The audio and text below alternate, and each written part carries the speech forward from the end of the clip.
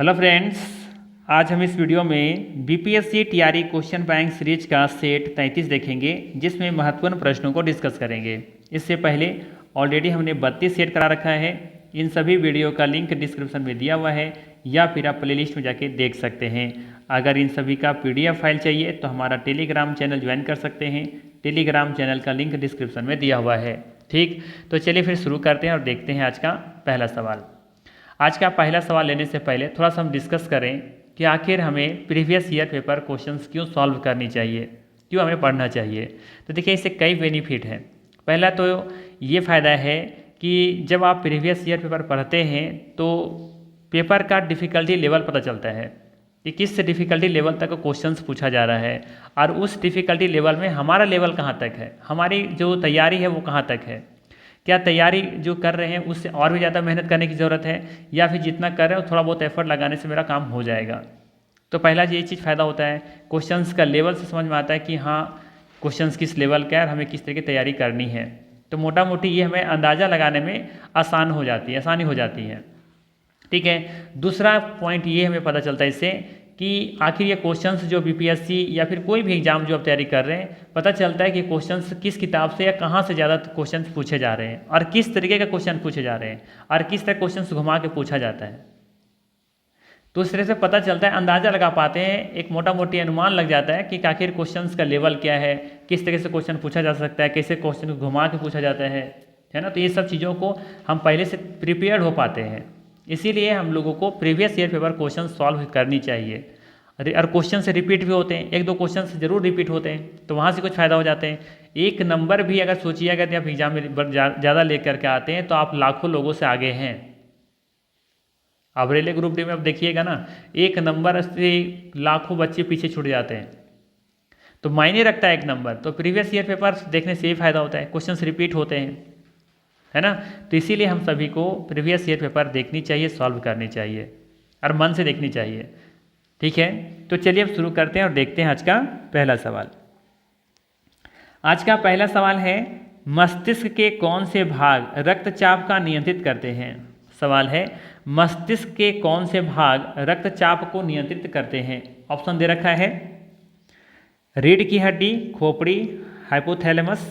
रीढ़ की हड्डी, खोपड़ी, सेरेब्रम, या फिर सी ऑप्शन में है पॉस, मेडुला या सेरिबेलम। एक से अधिक होगा या फिर उपयुक्त में से कोई नहीं। जिस एग्जाम में पूछा गया है यहाँ नीचे मेंशन किया गया है, हर क्वेश्चंस के नीचे।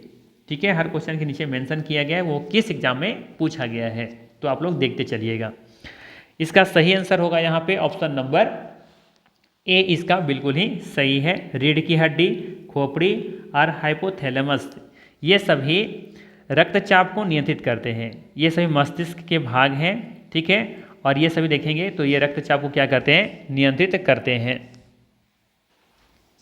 याद रखिएगा, हाइपोथैलेमस जो है ना, ये हमारे शरीर के तापमान और हृदय गति को भी कंट्रोल करता है। ठीक है, इसके अलावा यहाँ पर देखिएगा जो दो ऑप्शन दे रखा है ना, सेरेब्रम और एक है सेरिबेलम। शायद हमने पिछला जो सेट करवाया था वहाँ भी हमने बताया था कि सेरेब्रम और सेरिबेलम क्या है। तो देखिए, सेरिबेलम सबसे बात करें पहले सेरेब्रम के बारे में। कहीं कहीं सेरिब्रम भी लिखा मिलेगा आपको। तो जो सेरेब्रम है ना, ये मस्तिष्क का सबसे बड़ा भाग है और ये मस्तिष्क का लगभग 80% भाग बनाता है। ठीक है, याद रखिएगा, सेरेब्रम ये मस्तिष्क का लगभग 80% भाग बनाता है। ठीक है, और ये मस्तिष्क का सबसे बड़ा भाग है जो सोचने, बुद्धि और स्वैच्छिक क्रियाओं को नियंत्रित करता है, कंट्रोल करता है। सेरेब्रम का काम क्या है, सोच, बुद्धि और स्वैच्छिक जो क्रियाएं होती हैं, स्वैच्छिक क्रियाएं, ये सभी को नियंत्रित करता है, कंट्रोल करता है। वहीं सेरिबेलम के बारे में याद रखिएगा, ये मस्तिष्क का लगभग 10 से 12% बनाता है। कितना, 10 से 12%। ठीक है, इसका काम क्या है, तो याद रखिएगा सबसे पहला तो ये कि सेरिब्रम जो है ना, ये मस्तिष्क के नीचे स्थित तो एक छोटा सा भाग है जो शरीर के संतुलन, समन्वय और मांसपेशियों के सटीकतापूर्ण तालमेल के लिए ये जिम्मेदार है, सेरिबेलम। ठीक है, चलिए अगला सवाल लेते हैं। अगला सवाल है, पीयूष ग्रंथि का कार्य क्या है। पीयूष ग्रंथि का कार्य क्या है। पुरुषों में यौन अंगों का विकसित करना, सभी अंगों में वृद्धि को प्रोत्साहित करना, शरीर में चीनी और नमक के स्तर को नियंत्रित करना, एक से अधिक होगा या फिर उपरोक्त में से कोई नहीं। सही आंसर हो जाएगा इसका डी ऑप्शन, उपरोक्त में से एक से अधिक। पीयूष ग्रंथि हमारे मस्तिष्क के आधार पर स्थित एक मटर के आकार की अंतःस्रावी ग्रंथि है। पीयूष ग्रंथि को मास्टर ग्रंथि भी कहा जाता है क्योंकि यह अन्य अंतःस्रवण को नियंत्रित करती है, कंट्रोल करती है। मतलब जो ये पीयूष ग्रंथि है ना, बाकी ग्रंथियों को क्या करती है, कंट्रोल करती है, नियंत्रित करती हैं। और साथ ही साथ यह व्यक्ति के स्वभाव, स्वास्थ्य, वृद्धि एवं लैंगिक विकास को भी प्रेरित करती हैं। ठीक है, तो अर्थात हम कह सकते हैं इसका डी ऑप्शन यहाँ पे बिल्कुल ही सही होगा। ठीक है, चलिए अगला सवाल लेते हैं। अगला सवाल है, नेत्रदान में दाता की आंख के किस हिस्से को प्रतिरोपित किया जाता है। सवाल है, नेत्रदान में दाता की आंख के किस हिस्से को प्रतिरोपित किया जाता है। ऑप्शन में दे रखा है लेंस, कॉर्निया, पूरी आंख, एक से अधिक होगा या फिर उपरोक्त में से कोई नहीं। जैसे आप लोग सुने हो नेत्रदान, महादान, तो जो नेत्रदान किया जाता है उसमें किस हिस्से को प्रतिरोपित किया जाता है। लेंस को किया जाता है, कॉर्निया, पूरी आंख, एक से अधिक होगा या फिर उपरोक्त में से कोई नहीं। तो हमेशा याद रखिएगा नेत्रदान में कॉर्निया को दान दिया जाता है।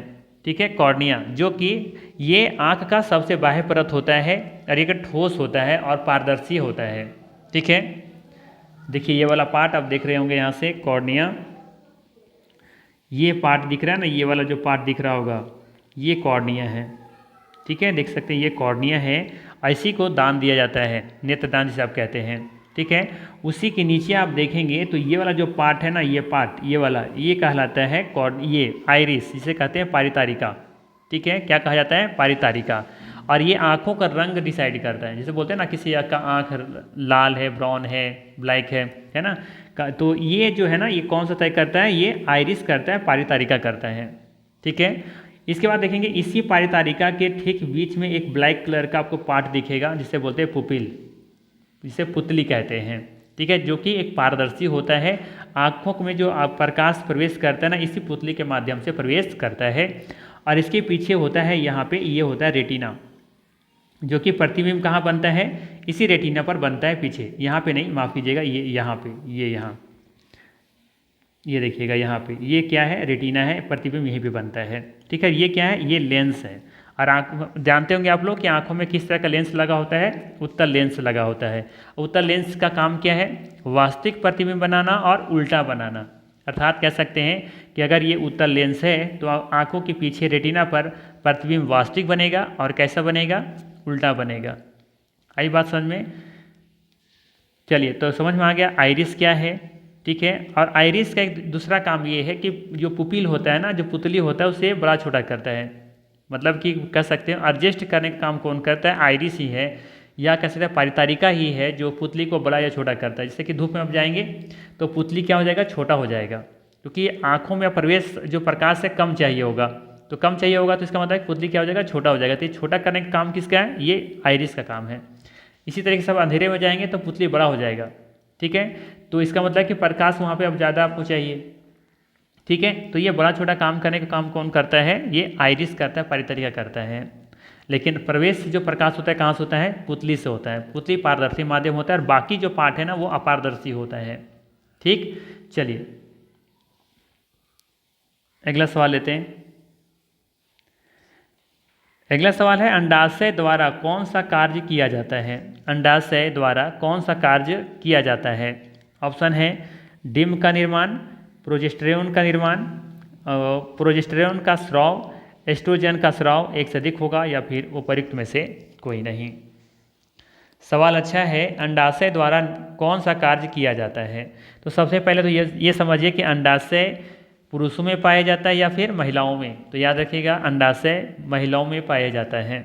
ठीक है, तो इसका सही आंसर हो जाएगा यहाँ पे डी ऑप्शन। क्या हो जाएगा, डी ऑप्शन हो जाएगा। ध्यान रखिएगा, अंडाशय जिसे कि ओवरीज भी कहते हैं, महिलाओं में ग्रंथियों की एक जोड़ी होती है जो महिला लक्षणों में महत्वपूर्ण भूमिका निभाते हैं। अंडाशय के प्रमुख कार्य क्या हैं, डिम्ब का निर्माण करना, एस्ट्रोजन और प्रोजेस्टेरोन नामक हार्मोन बनाना। ठीक है, अंडाशय का काम क्या है, याद रखिएगा अंडाशय का काम है महिलाओं में डिम्ब का निर्माण करना, एस्ट्रोजन और प्रोजेस्टेरोन नामक हार्मोन बनाना। फर्टिलाइजेशन के लिए अंडों का निर्माण करना, ये सभी किसका काम है? अंडाशय का काम होता है। ठीक है। अंडाशय महिलाओं में मासिक धर्म चक्र, प्रजनन क्षमता और गर्भावस्था में भी शामिल होते हैं। अंडाशय महिलाओं में मासिक धर्म चक्र, प्रजनन क्षमता और गर्भावस्था में भी शामिल होते हैं। ठीक है। और ये भी याद रख सकते हैं कि अंडाशय के 3 मुख्य भाग होते हैं। कौन कौन? सरफेस, कॉर्टेक्स और मेडुला। ठीक है। चलिए, तो इसका सही आंसर डी ऑप्शन होगा यहाँ पे, बिल्कुल ही सही। यहाँ पे जिस तरीके से आप देख रहे हैं ना, एस्ट्रोजन है ना, एस्ट्रोजन है, उसी तरीके से पुरुषों में क्या होता है? टेस्टोस्टेरोन होता है। ठीक है। तो टेस्टोस्टेरोन एक कह सकते हैं कि पुरुष हार्मोन है, जबकि एस्ट्रोजन क्या है? एक महिला या फिर कह सकते हैं मादा जनन कह सकते, मादा हार्मोन कह सकते हैं। ठीक है। चलिए, अगला सवाल है, यदि कोई बीमारी नॉन ह्यूमन प्राणी से किसी मनुष्य में पहुंचती है तो इसे क्या कहते हैं? यदि कोई बीमारी नॉन ह्यूमन मतलब जो कि मानव से नहीं आया है, किसी दूसरे जानवर से आया है और मनुष्य में पहुंचा है, तो उसे क्या कहेंगे? पशुजन्य बीमारी या संक्रामक बीमारी या फिर जन्मजात बीमारी या फिर एक से अधिक होगा या फिर उपयुक्त में से कोई नहीं। बहुत ही आसान सा सवाल है ना, बेसिक सा कॉन्सेप्ट है, आसान सा ऑप्शन दिख रहा है, पशुजन्य बीमारी, जो कि ह्यूमन से आया ही नहीं, किसी दूसरे जीव से आया है, तो उसको क्या बोलेंगे? पशुजन्य बीमारी कहेंगे। तो इसका सही आंसर हो जाएगा ऑप्शन नंबर ए। यदि कोई बीमारी जो किसी नॉन ह्यूमन प्राणी से किसी मनुष्य में पहुंचती है तो इसे पशुजन्य बीमारी या जूनेटिक रोग कहा जाता है। क्या कहा जाता है? जूनेटिक रोग। ठीक है। चलिए, इसके अलावा यहाँ पे थोड़ा सा इस पॉइंट को भी ध्यान रखिएगा कि जानवर कभी कभी हानिकारक रोगाणु जैसे कि वायरस, बैक्टीरिया, परजीवी और कवक इत्यादि के वाहक होते हैं जो जीनेटिक रोगों का कारण बनते हैं, अर्थात पशुजन्य रोगों का कारण बनते हैं, जिससे लोगों में गंभीर बीमारी का कारण बनते हैं। अगला सवाल है आपके लिए, निम्नलिखित में से किस प्रकार के प्रदूषण से पीलिया रोग फैल सकता है? बताना है, निम्नलिखित में से किस प्रकार के प्रदूषण से पीलिया रोग फैल सकता है? ऑप्शन है वायु, तापीय, जल, एक से अधिक होगा या फिर उपयुक्त में से कोई नहीं। सही आंसर हो जाएगा यहाँ पे सी ऑप्शन। पीलिया रोग दूषित जल के संपर्क के साथ साथ रक्त, मूत्र या जानवरों के अन्य ऊतकों के संपर्क में आने से गंभीर लोगों में ये फैलता है। याद रखना है, पीलिया रोग दूषित जल के संपर्क के साथ साथ रक्त, मूत्र या जानवरों के अन्य ऊतकों के संपर्क में आने से यह गंभीर रोग लोगों में फैलता है। ठीक है। ये भी याद रख सकते हैं कि पीलिया तब होता है जब रक्त से अधिक पीले वर्णक की मात्रा बढ़ जाती है। पीले वर्णक मतलब बिलीरुबिन की मात्रा बढ़ जाती है। ठीक है। इससे मानव शरीर का लीवर या आकृत प्रभावित होता है। ठीक है। इसका सही आंसर हो जाएगा यहाँ पे सी ऑप्शन, जल। पीलिया रोग कैसे फैलता है? जल से फैलता है। ठीक है, कोई दिक्कत नहीं होना चाहिए। चलिए, अगला सवाल है हेपेटाइटिस किस प्रकार की बीमारी है? भोजन संदूषण, जल उत्पन्न बीमारी या वायु उत्पन्न बीमारी, एक से अधिक होगा या फिर उपयुक्त में से कोई नहीं। तो याद रखिएगा, हेपेटाइटिस ए जो है ना, ये भोजन संदूषण से फैलता है, जल उत्पन्न बीमारी हो सकता है या वायु उत्पन्न बीमारी भी हो सकता है, अर्थात डी ऑप्शन यहाँ पे बिल्कुल ही सही है। इन तीनों के माध्यम से यह हेपेटाइटिस बीमारी हो सकता है। हेपेटाइटिस ए, यहाँ पर ए छूटा हुआ है, हेपेटाइटिस ए होगा। ठीक है। चलिए, अगला सवाल है, निम्नलिखित में से कौन सा प्रदूषण जनित विकार है? निम्नलिखित में से कौन सा प्रदूषण जनित विकार है? ऑप्शन है फ्लोरोसिस, कुष्ठ रोग, निमोनियोसिस, एक से अधिक होगा या फिर उपयुक्त में से कोई नहीं। सवाल क्या है? कौन सा प्रदूषण जनित विकार है ना? तो देखेंगे दिए गए विकल्पों में से फ्लोरोसिस, कुष्ठ रोग, ये दोनों क्या है? ये दोनों प्रदूषण जनित विकार है। साथ ही साथ ये भी एक तरह से कह सकते हैं कि ये भी प्रदूषण जनित विकारी है। निमोनियोसिस जो है ना, ये बीमारी भी आप कह सकते हैं कि प्रदूषण जनित विकार है, क्योंकि आप देखते होंगे इस बीमारी का दूसरा नाम है ब्लैक रंग। ठीक है, इसे ब्लैक रंग रोग भी कहते हैं। ठीक है। और ये कैसे फैलता है? तो ये कोयले के धूल में सांस लेने के कारण होता है। ठीक है, ब्लैक रंग जो रोग होता है ना, जिसे इसका ही दूसरा नाम है ब्लैक रंग रोग, तो ये कोयले की धूल में सांस लेने के कारण होता है। ठीक है। जबकि कुष्ठ रोग आप देखेंगे, कुष्ठ रोग कैसे होता है? तो ये कुष्ठ रोग आप देखेंगे कि माइक्रोबैक्टीरिया लेप्रे या फिर लेप्रोमोटिसिस के कारण होता है। ठीक है। तो ये भी कह सकते हैं कि प्रदूषण जनित बीमारी है। और फ्लोरिस तो आप लोग जानते ही होंगे कि ये एक तरह से फ्लोराइड के अधिक सेवन से होता है, और ये जल में फ्लोराइड की अधिक मात्रा होने के कारण ऐसा होता है। फ्लोरोसिस रोग कैसे होता है? अगर जल में फ्लोराइड की मात्रा बहुत अधिक है और उसका सेवन आप कर रहे हैं तो इससे ये फ्लोरोसिस बीमारी होता है। तो कह सकते हैं यहाँ पे सभी यहाँ पे प्रदूषण जनित विकार ही है। डी ऑप्शन सही होगा। अगला सवाल है, अपच का उपचार करने के लिए निम्न में से किस औषधि का उपयोग होता है? सवाल है, अपच का उपचार करने के लिए निम्न में से किस औषधि का उपयोग होता है? ऑप्शन है प्रति अम्ल, प्रतिजैविक, पीड़ाहारी, एक से अधिक होगा, या फिर उपर्युक्त में से कोई नहीं। देखिए, जब अपच होता है ना, इसका मतलब है कि आपके शरीर, आपका पेट में एसिडिटी की मात्रा बढ़ चुकी है। तो जाहिर सी बात है, इसको न्यूट्रलाइज करने के लिए आप क्या देंगे? न्यूट्रलाइज करने के लिए आप बेस देंगे, क्षार का प्रयोग करेंगे, जो कि एंटासिड क्या एक तरीके से, एक तरह से ये क्षार है। अर्थात इसका सही आंसर क्या हो जाएगा? ऑप्शन नंबर ए, एंटासिड प्रति अम्ल। ठीक है। अपच जो होता है ना, अपच आमतौर पर एसिड रिफ्लक्स के कारण होता है, जो एसिड पाचन रस, एंजाइम या भोजन सहित पेट की सामग्री के अन्य प्रणाली में वापस चले जाने में से होता है। इसके इलाज के लिए हम लोग किसका प्रयोग करते हैं? प्रति अम्ल का या फिर एंटासिड का प्रयोग करते हैं। अगला सवाल है, काले फेफड़ों का रोग संबंधित है। देखिए, काले फेफड़े का रोग किस संबंधित है? किसानों से, कोयला खनिकों से, यानी जो कि कोयला जो खनिज में काम करते हैं, है ना, उनसे ये संबंधित रोग है, या फिर कपड़ा उद्योग श्रमिकों से, एक से अधिक होगा, या फिर उपयुक्त में से कोई नहीं। वही वाला रोग जो ब्लैक रंग कह रहे थे ना, ब्लैक रंग रोग, तो ये कोयला खदानों में काम करने वाले लोगों को बीमारी होता है। तो ये बी ऑप्शन यहाँ पे सही है। काले फेफड़े का रोग किससे संबंधित है? ये कोयला खनिजों में काम करने वाले लोगों से। चलिए, अगला सवाल है, याद रखिएगा, उसे ब्लैक रंग रोग भी कहते हैं। अगला सवाल है, मस्तिष्क के कौन से भाग रक्तचाप को नियंत्रित करते हैं? सवाल है, मस्तिष्क के कौन से भाग रक्तचाप को नियंत्रित करते हैं? ऑप्शन है रीढ़ की हड्डी, खोपड़ी। क्वेश्चन से आई थिंक ये रिपीट हुआ है, तो इसका सही आंसर क्या हो जाएगा? ऑप्शन नंबर ए, रीढ़ की हड्डी, खोपड़ी और साथ ही साथ हाइपोथैलेमस। ठीक है, ये क्वेश्चन से रिपीट हुआ है, वहाँ पे सेरेब्रम और सेरिबेलम के बारे में बता ही दिए हैं। चलिए, अगला सवाल लेते हैं। ट्रैकोमा रोग का संबंध है। सवाल है, ट्रैकोमा रोग का संबंध है किससे है? फेफड़ों से, कान से, आँख से, एक से अधिक, उपर्युक्त में से कोई नहीं। जिस एग्जाम में पूछा गया, हमें मेंशन किया गया है। सही आंसर होगा इसका आँख से। आँख से ही संबंधित है ट्रैकोमा रोग। ये ट्रैकोमा रोग वहाँ पे ज़्यादा पनपती है ना, जहाँ पर जलाभाव, अस्वच्छता एवं मक्खियों का प्रकोप ज़्यादा होता है। ठीक है। ये संक्रमित मक्खियों एवं व्यक्तियों के संपर्क से फैलता है। ट्रैकोमा दुनिया भर में अंधेपन का प्रमुख कारण भी है। ठीक है, ट्रैकोमा जो कि आंखों से संबंधित एक रोग है। अगला सवाल है, मायोपिया वह बीमारी है जिसमें व्यक्ति देख नहीं पाता है। ठीक है, मायोपिया वह बीमारी है जिसमें व्यक्ति देख नहीं पाता। दूर की वस्तुओं को स्पष्ट रूप से, पास की वस्तुओं को स्पष्ट रूप से, या पास की तथा दूर की वस्तुओं को स्पष्ट रूप से, एक से अधिक होगा, या फिर उपर्युक्त में से कोई नहीं।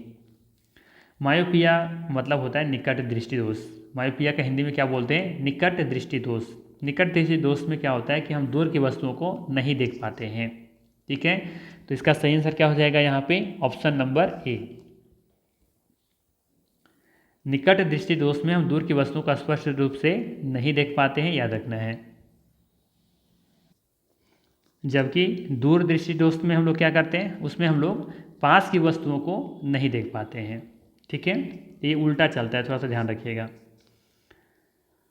चलिए, अगला सवाल है, और अस्पष्ट जो न्यूनतम दूरी है वो कितना है? वो तो सभी को पता होगा, 25 सेंटीमीटर है। अस्पष्ट दृष्टि की जो न्यूनतम दूरी होता है वो कितना होता है? 25 सेंटीमीटर। अगला सवाल है, इटाई रोग किसके कारण होता है? पारा, लोहा, कैडमियम में से अधिक होगा या फिर उपयुक्त में से कोई नहीं। बीपीएससी स्कूल टीचर 2023 में सवाल पूछा गया था, इटाई रोग किसके कारण होता है। ऑप्शन दे रखा है पारा, लोहा, कैडमियम। इसका सही आंसर हो जाएगा यहाँ पे option number C, cadmium. Itai रोग कैडमियम के संपर्क में आने के कारण होता है, जो औद्योगिकीकरण से संबंधित मानव गतिविधियों के परिणाम स्वरूप उत्पन्न होता है। ठीक है, तो इसका सही आंसर क्या है, ऑप्शन नंबर हो जाएगा सी। इटाई रोग हो जाने से वृक्क और श्वसन तंत्र पर बुरा प्रभाव पड़ता है, याद रखिएगा। अगला सवाल है, निम्न में से किस प्रकार की दवाई उत्पादन में इथाइल अल्कोहल का उपयोग किया जा सकता है। सवाल है, निम्न में से किस प्रकार की दवाई उत्पादन में इथाइल अल्कोहल का उपयोग किया जा सकता है। ऑप्शन है एंटीपायरेटिक, एंटीसेप्टिक, एंटी एलर्जिक, एक से अधिक होगा या फिर उपयुक्त में से कोई नहीं। सही आंसर है इसका डी ऑप्शन, उपयुक्त में से एक से अधिक। इथेनॉल का उपयोग फार्मास्यूटिकल्स, प्लास्टिक, लैकर आदि उद्योगों में विशेष रूप से उपयोग किया जाता है। इथाइल अल्कोहल का उपयोग एंटीसेप्टिक दवाओं के निर्माण में भी किया जा सकता है। ठीक है, तो डी ऑप्शन यहाँ पे सही होगा। अगला सवाल है, वह प्रक्रिया जिसमें प्रकाश संश्लेषण के दौरान वायुमंडलीय कार्बन डाइऑक्साइड को कार्बोहाइड्रेट में परिवर्तित किया जा सकता है। बताना है कि वह प्रक्रिया जिसमें प्रकाश संश्लेषण के दौरान वायुमंडलीय कार्बन डाइऑक्साइड को कार्बोहाइड्रेट में परिवर्तित किया जाता है क्या है वो। उसे ऑक्सीकरण कहते हैं, अपचयन कहते हैं, जलीय विश्लेषण कहते हैं, एक से अधिक होगा या फिर उपयुक्त में से कोई नहीं। तो इसे कहा जाता है अपचयन, रिडक्शन। प्रकाश संश्लेषण की क्रिया अपचयन व उपचयन की अभिक्रिया है। इस दौरान वायुमंडलीय कार्बन डाइऑक्साइड को कार्बोहाइड्रेट में परिवर्तित किया जाता है। वहीं जल का उपचयन ऑक्सीजन बनाने में किया जाता है। प्रकाश संश्लेषण के लिए आवश्यक तत्व क्लोरोफिल, सूर्य का प्रकाश, कार्बन डाइऑक्साइड एवं पानी है। ठीक है, तो इसका सही आंसर है यहाँ पे अपचयन। वह प्रक्रिया जिसमें प्रकाश संश्लेषण के दौरान वायुमंडलीय कार्बन डाइऑक्साइड को कार्बोहाइड्रेट में परिवर्तित किया जाता है उसे क्या कहा जाता है, रिडक्शन कहा जाता है, अपचयन कहा जाता है। ठीक है, और ये भी याद रखिएगा कि प्रकाश संश्लेषण की जो क्रिया है वो अपचयन व उपचयन की प्रक्रिया दोनों है। ठीक है, लेकिन ये जो प्रक्रिया की यहाँ पे बात की गई उसको क्या कहेंगे, यहाँ पे अपचयन कहेंगे। चलिए अगला सवाल है, केंचुए में कितने पार्श्व हृदय होते हैं। केंचुए में कितने पार्श्व हृदय होते हैं। ऑप्शन है 6, 8, 12, एक से अधिक होगा या फिर उपयुक्त में से कोई नहीं। तो देखिए केंचुआ में कुल मिला के 5 जोड़ी हृदय होते हैं, मतलब 10। ठीक है, जिनमें एक जोड़ी पृष्ठीय हृदय होते हैं, पृष्ठीय हृदय एक जोड़ी मतलब 2, और बाकी जो 4 जोड़ी होते हैं ना, मतलब 4 दूनी 8, वो पार्श्व हृदय शामिल होते हैं। इसका सही आंसर क्या होगा, फिर बी ऑप्शन 8 होगा। पार्श्व हृदय के बारे में बात हुआ है ना, तो 8 होगा। कुल मिलाकर पूछा जाए तो 10 होगा। ठीक है, क्योंकि एक जोड़ी पृष्ठीय हृदय होता है और 4 जोड़ी पार्श्व हृदय होता है, तो 4 दूनी 8 हो गया ना, और एक जोड़ी पूछेगा तो 2। ठीक है, तीसरे से याद रख सकते हैं कि केंचुए में 8 पार्श्व हृदय होते हैं। ठीक, चलिए अगला सवाल है, भारतवर्ष में वनस्पति एवं जीवों की कितनी प्रजाति पाई जाती हैं। सवाल है, भारतवर्ष में वनस्पति एवं जीवों की कितनी प्रजाति पाई जाती हैं। जैसे क्लास 9 या क्लास 10th या हाँ शायद 9 या 10 था जिसमें हमने पढ़ाया था, वहाँ पे बताए थे आप लोगों को कि भारत विश्व के 12 प्रमुख जैव विविधताओं वाले देशों में से एक है, और भारत में लगभग 90,000 प्रजाति जीवों की और 47,000 प्रजाति वनस्पति की पाई जाती हैं, है ना। तो निकटतम में देखेंगे तो जिसका जो सही आंसर दिखेगा आपको ऑप्शन नंबर ए दिखेगा। ठीक है, 81,000 यहाँ देखेंगे तो है ना, 81,000 प्रजाति जीवों की और 47,000 प्रजाति वनस्पति की। आप एनसीईआरटी बुक में देखेंगे तो 90,000 दिया हुआ है, लेकिन अगर आप अप्रोक्स मानेंगे तो ए ऑप्शन यहाँ पे आपको दिखेगा कि सही है। ठीक है, वैसे बीपीएससी टीआरई भी इसको निकटतम आंसर ए ही इसको सही उत्तर माना है। ठीक है ना, तो याद रखिएगा। तो ये था महत्वपूर्ण 18 प्रश्न। अगर ये वीडियो अच्छा लगा हो, ये सेशन अच्छा लगा हो तो लाइक ज़रूर कीजिएगा। चैनल पर नए हैं तो सब्सक्राइब कीजिएगा। बाकी फिर मिलते हैं इसी तरह के नेक्स्ट वीडियो में। Thanks for watching.